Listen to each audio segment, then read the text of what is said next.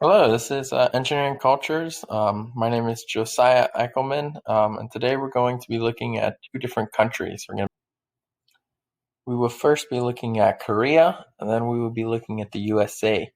These two countries are almost on the opposite sides of the globe, so you may ask yourself how they relate, but they actually are quite intertwined with politics and military. So we will go over that. In ancient days, Korea was referred to as a land of the morning calm. This is quite ironic as Korea typically has a very rough lifestyle, but it reflects the natural beauty Korea has. The first resemblance of an engineer would be a samurai, who was also a scholar and a warrior.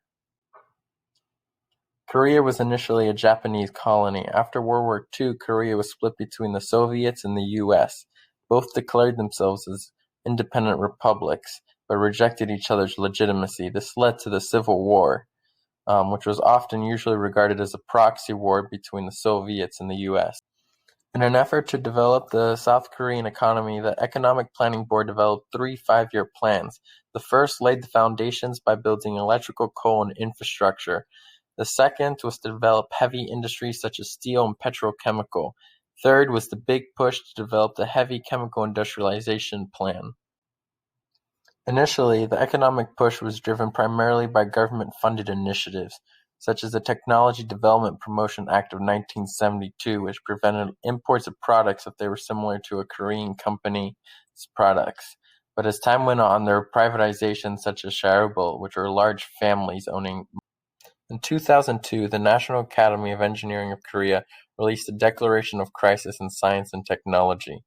Scientists and engineers felt underappreciated, and they felt that a larger emphasis needed to be placed on university training and work in industrial research and development.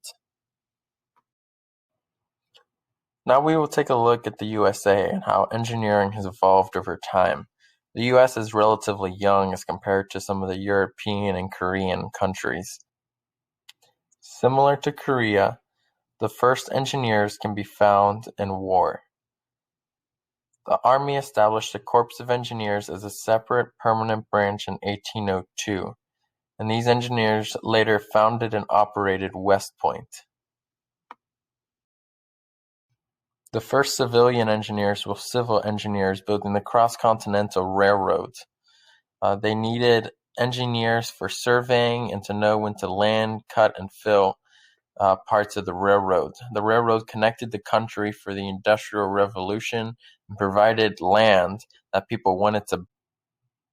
The cross-continental railroad connected the country and made land attractive to buy. The proceeds of these land sales went to the Land Grant Act of 1862. This founded many universities, which shifted from the classical studies approach, which often found in Europe, to the more practical agricultural studies. On this map, you can see the large impact this act had on founding many of today's largest universities, including Virginia Tech, which is the only one in Virginia. But most of the other schools are very similar to the state universities like Virginia Tech.